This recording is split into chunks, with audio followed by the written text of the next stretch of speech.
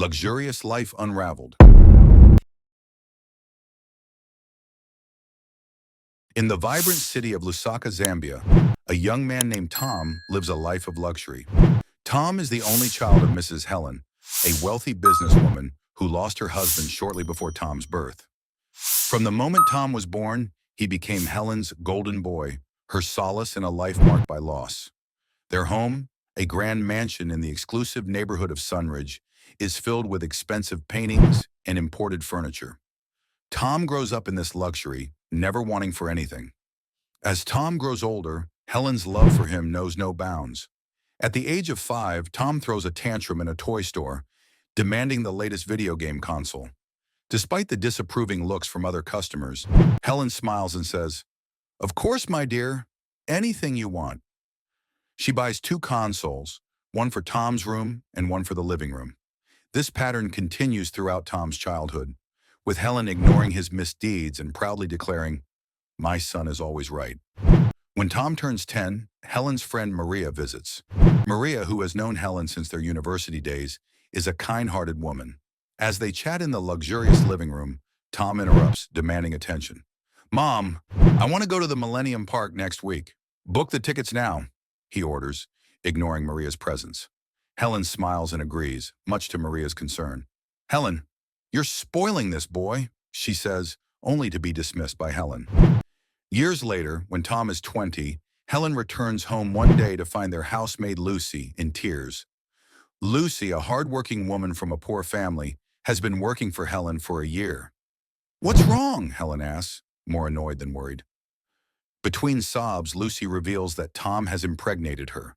Instead of listening to Lucy, Helen explodes in rage, accusing her of lying to trap Tom for money.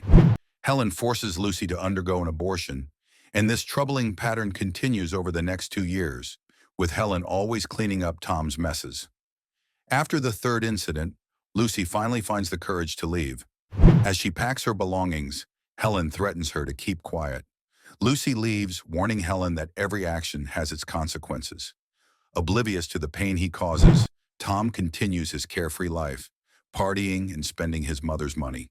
After barely graduating from university, thanks to substantial donations from Helen, Tom is assigned to a girls' secondary school for his national youth service. The night before his departure, Tom complains to Helen, wishing he could stay in Lusaka.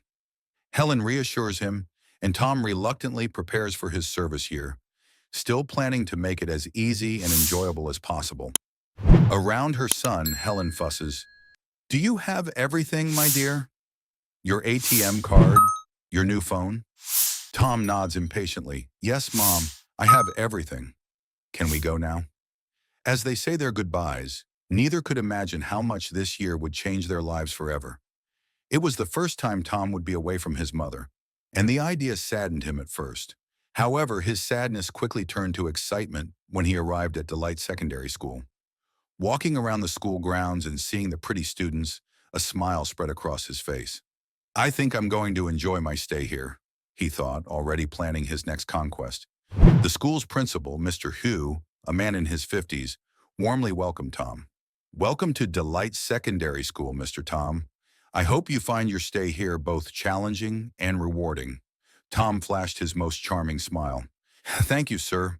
I'm eager to make a positive difference." Mr. Hu nodded approvingly, unaware of Tom's true intentions. "Excellent. Let's get you settled, and then I'll show you to your class." After completing the necessary formalities, Mr. Hu led Tom to his assigned class. "You'll be teaching physics to our senior students," Mr. Hu explained. "It's a critical subject for their final exams, so we're counting on you to prepare them well." Tom's eyes lit up at this announcement. Physics was a subject he excelled in during his university studies, and the idea of teaching it to senior students, especially girls, added to his excitement. As they entered the classroom, 30 pairs of eyes turned towards them. Mr. Hu cleared his throat. "Girls, this is Mr. Tom. He will be your new physics teacher for this school year. I expect you to show him the utmost respect and dedication in your studies." Tom scanned the room, noting the admiring glances from many students. "Hello, everyone. I'm delighted to be here and to help you excel in physics. I have a feeling this year is going to be fantastic. A collective sigh seemed to pass through the class, and Tom knew he had captivated them. Among the senior students were three girls, Joy, Beauty, and Prue, who proclaimed themselves the prettiest girls in the school. From his first lesson, Tom did everything to create a perfect impression. He displayed his intelligence and charm, peppering his lesson with jokes and practical examples that captivated the class's attention. "Now who can tell me about Newton's laws of motion?" Tom asked, sweeping the room with his gaze. Beauty's hand shot up quickly. "Sir, Newton's first law states that an object remains at rest or in uniform motion unless acted upon by an external force." Tom's eyes met Beauty's. "Excellent, Miss Beauty." "Thank you, sir," she replied with a coquettish smile. Throughout the lesson, Tom made sure to interact with all the students, but he couldn't help paying special attention to Beauty and her friends. He saw the admiration in their eyes and was already planning to capitalize on it. After the class, as the students were leaving, Joy, Beauty, and Prue stayed behind. "Mr. Tom, we just wanted to say how much we enjoyed your class. Physics has never been so interesting," Prue said. "I'm glad you enjoyed it," Tom replied. "Physics can be fascinating if approached the right way." "We were wondering," Joy added, "if you would be available for extra tutoring sessions. We want to be perfectly prepared for our exams." Tom pretended to think for a moment, though internally he was thrilled at the opportunity. "Well, I suppose I could find some time for such dedicated students. Why don't we discuss it further after class tomorrow?" The girls nodded enthusiastically, exchanging excited glances as they left the classroom. Tom couldn't help feeling a sense of triumph. "This is going to be easier than I thought," he mused. Over the following weeks, Tom's reputation as the coolest teacher in the school grew. Students eagerly awaited his classes, and his charm and appearance became the talk of the school. But it was the prettiest girls, Joy, Beauty, and Prue, who truly caught his attention. Tom became their favorite teacher, giving them high grades in his subject. One day after a class, Tom asked Beauty to stay behind as the other students left.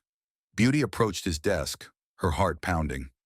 "You wanted to see me, Mr. Tom?" she asked, trying to keep her voice steady. Tom smiled, his eyes scanning her face. "Yes, Beauty, I wanted to discuss your recent test. You've improved a lot." Beauty beamed. "Thank you, sir. I've been studying hard." "It shows," Tom replied, standing up. He leaned forward, moving closer to Beauty. "You know, Beauty, you're one of my best students. I think you have a real future in physics if you want it." Beauty blushed, looking down at her feet. "Do you really think so, sir?" Tom reached out and gently lifted her chin, forcing her to look into his eyes. "I'm sure of it. And please, when we're alone, call me Tom." Beauty's breath caught in her throat. "Okay, Tom." The moment was interrupted by a knock on the door. It was Mr. Hu, the principal. "Ah, Mr. Tom," he said, looking from Tom to Beauty, his eyebrows slightly raised. "I hope I'm not interrupting anything." Tom stepped back. "Not at all, sir. I was just giving Beauty some extra motivation. She's shown remarkable improvement." Mr. Hu nodded, though his eyes betrayed a hint of suspicion. "I see. Mr. Tom, I must say, the improvement in our students' physics results is impressive. Whatever you're doing, it seems to be working." Tom smiled confidently. "Thank you, sir. I believe in making the subject engaging and accessible." As Mr. Hu left the room, Tom allowed himself a smile. If only the principal knew what he was really up to. Meanwhile, Joy, Beauty, and Prue gathered in the girls' restroom, whispering excitedly. "Did you see how Mr. Tom was looking at me in class today?" Prue gushed. "I swear he was staring at me the whole time." Joy rolled her eyes. "Of course he was looking at me. Didn't you notice how he kept using my name in his examples?" Beauty listened to her friends bicker, a secret smile on her lips. If only they knew what had happened between Tom and her in private. Over the weeks, Tom's inappropriate behavior worsened. He began offering private tutoring sessions to the prettiest girls, using the time to flirt and make subtle advances that their busy parents didn't notice. During one such session at Joy's house, Tom sat close to her on the couch, their thighs touching as he went over a textbook. "You see," Tom explained in a low voice. "Are you all right? Do we need to go to the school infirmary?" she asked gently. The three friends exchanged nervous glances before silently agreeing. At the infirmary, Dr. Margaret, a kind-hearted woman in her 40s, examined the girls one by one, finishing with Prue, the last of the three. A grave expression appeared on her face. "Girls," she said cautiously, "I need to ask you a question, and I need you to be honest with me. Is there any chance that any of you might be pregnant?" The silence that followed confirmed Dr. Margaret's suspicions. She sent their samples to the laboratory and the results were unequivocal. All three girls were pregnant.